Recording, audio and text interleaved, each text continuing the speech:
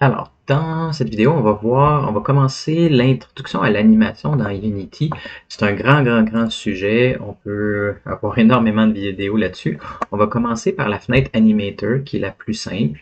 Puis on va travailler avec l'interpolation. L'interpolation, c'est par exemple le passage par programmation entre deux états. Par exemple, la couleur de 0, donc d'opacité complètement transparente à quelque chose d'opaque, passer d'une couleur à une autre, changer un déplacement par exemple.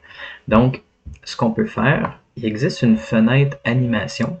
Si vous ne la voyez pas, vous pouvez aller dans Window, Animation, Animation. Attention, il y en a deux, il y a le Animator aussi, puis Animation. Nous, on veut Animation. Animator, on va le couvrir dans une autre vidéo plus tard. Donc moi j'aime bien la glisser en bas à côté de ma fenêtre de jeu parce que c'est comme une ligne de temps. Donc j'aime bien en avoir un petit peu plus large pour pouvoir travailler, surtout sur un écran portable, là. Donc j'aime bien avoir quelque chose de horizontal.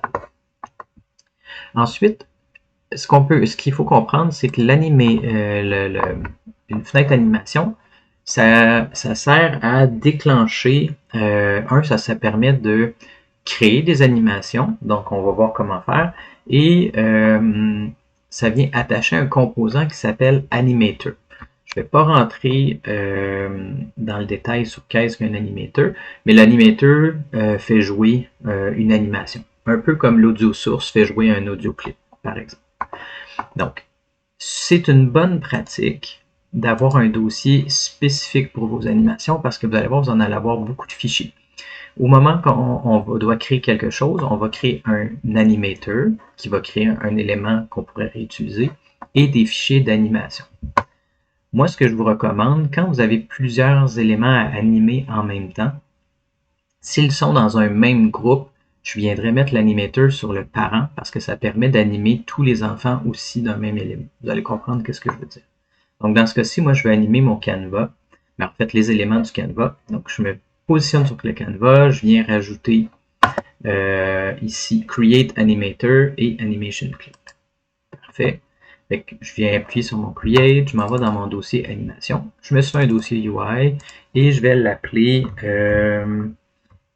titre. Puis souvent, les animations, on va mettre les états. Fait que, par exemple, c'est l'écran de titre at idle parce que c'est le principe. Si dans le cas des personnages, si on avait la marche, on avait, ou on pourrait l'appeler en français, là, ça serait repos ou normal ou peu importe comme ça. On va le marquer normal, ça serait plus logique dans le cas de comme ça. Puis le commercial, il permet de dire l'état. Donc souvent, on va mettre, mettons, personnage at marche, personnage at repos, personnage at course, pour qu'ils se placent ensemble dans la hiérarchie. Parfait. Fait que là, maintenant, vous voyez que j'ai mon canevas, moi l'animator du canevas, fait que je pourrais l'appeler canevas animator ou même titre animator pour le renommer. Titre animator. Parfait. Maintenant que j'ai mon canevas, ce que je peux faire, c'est qu'on peut animer à peu près toutes les propriétés dans Unity. Fait que par exemple, ici, je ne vais pas déplacer mon canevas. Mon canevas, lui, il va rester au même endroit, mais ce que je peux faire, c'est que je peux animer la position, je peux animer la couleur, la taille de texte, on pourrait animer l'espacement, l'activation, la désactivation. Il y a énormément de propriétés. Fait que soit je viens cliquer sur Property, puis je vais essayer de trouver celle que je veux, etc., etc.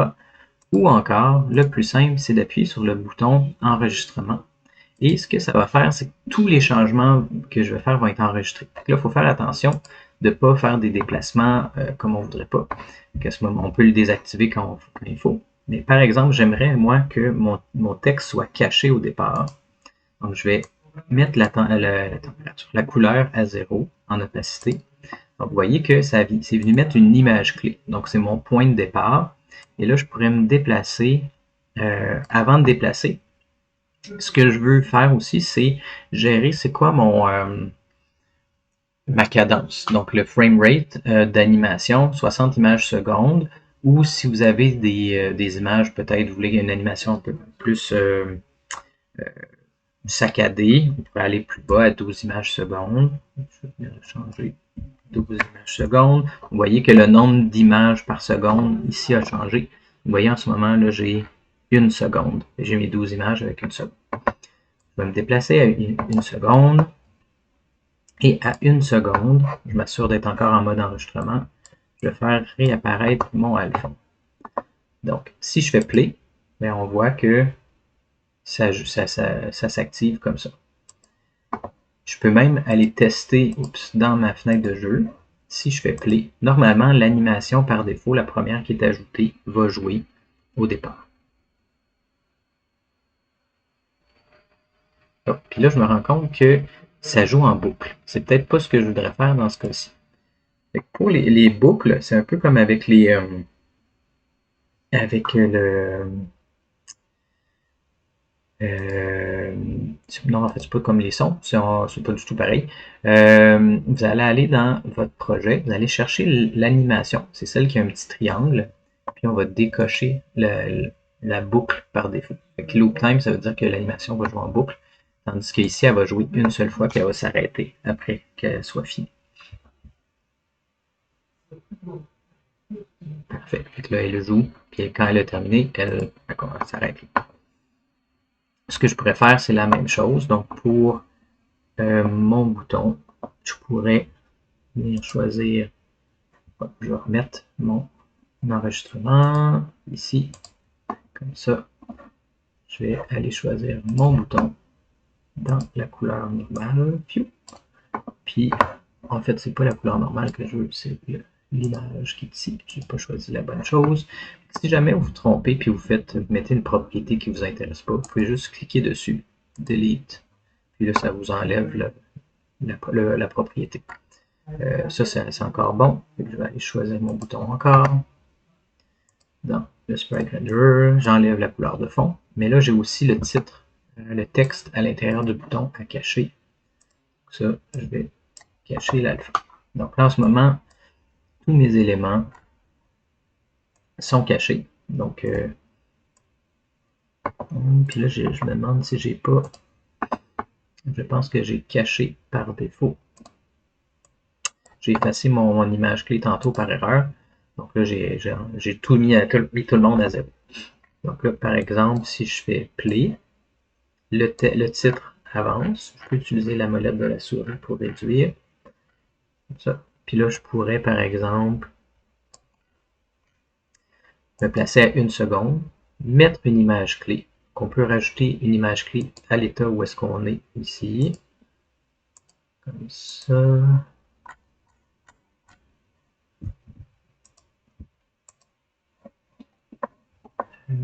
Ici, mon bouton. Qui?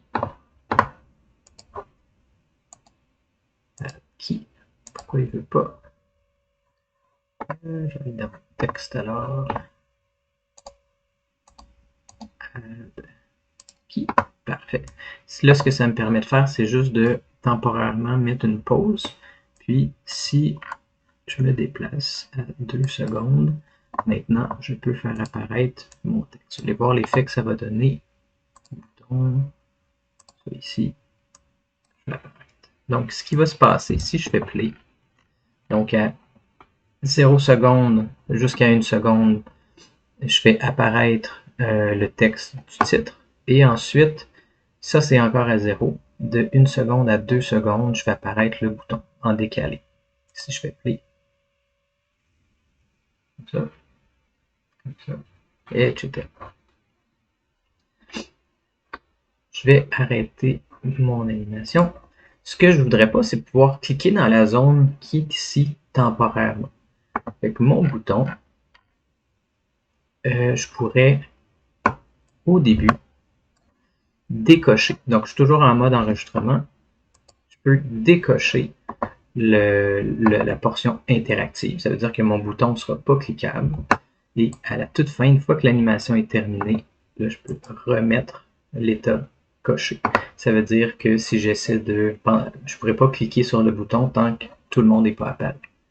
Fait que je vais arrêter d'enregistrer. Il ne faut pas oublier ça. Je fais play sur mon jeu. Là, si je clique ici, il ne se passe rien. Et là, maintenant, je peux changer de niveau comme j'ai fait dans la vidéo précédente. Alors, le principe des animations, c'est ça. On peut avoir plus qu'une animation, mais ça, on va voir ça plus tard dans une vidéo, dans des animations multiples, donc avec un joueur qui va se déplacer. Pour l'instant, on va gérer une seule animation pour notre écran d'intro. Mais vous pouvez aussi, là j'ai ajusté la couleur, mais je pourrais, ici, je vais choisir mon texte. Par exemple, je sais je veux qu'il soit positionné à cet endroit-là. Donc, je vais venir me placer à la position et je vais ajouter une clé sur clic droit, la position en X et en Y de mon texte. Par exemple, je me positionne là. Donc, j'ai placé mes images clés. Donc, mon texte ici, j'ai les positions qui sont là. Je vais me replacer au début et là, maintenant, je peux le déplacer comme ça, même en diagonale. Ce que ça va faire quand je vais faire play, il va se déplacer vers mon élément. Souvent, quand vous avez déjà placé vos éléments, placez-vous à l'endroit où vous voulez faire apparaître, on ajoute les clés, et on retourne au début, puis là, on le déplace comme on veut. Fait que je vais faire play maintenant, voir de quoi ça a l'air. Et dans ma fenêtre de jeu, voilà, j'ai les deux, et maintenant, je peux déclencher mon animation, ma nouvelle scène. Donc, si on fait un petit peu en arrière, on a besoin de la fenêtre animation. On peut, tout ce qui est à l'intérieur d'un groupe, donc les éléments qui sont enfants peuvent être, si on met l'animateur sur le parent, tous les enfants peuvent être animés. Ensuite, du moment, j'ai besoin d'un animateur pour élément. Si je regarde mon Canva, quand j'ai créé mon animateur, ça l'a rajouté un nouveau composant et ça l'a glissé mon contrôleur d'animation à l'intérieur ici. Les autres boutons, on va les voir plus tard, c'est pas nécessaire. Donc, si jamais votre animation ne fonctionne pas, vous pouvez juste reglisser ça ici, le contrôleur, dans le composant animateur. Et ensuite, on a notre animation et on peut animer en utilisant le bouton rouge et animer à peu près n'importe quelle propriété qui est à l'intérieur ici dans les enfants. Voilà. Et du moment qu'on fait play, l'animation va jouer. On va voir qu'on peut contrôler ça un peu mieux. Puis, dernier truc, vous pouvez sélectionner l'animation pour enlever la boucle si c'est le cas. Je vais arrêter la vidéo maintenant, puis on continue dans la prochaine vidéo.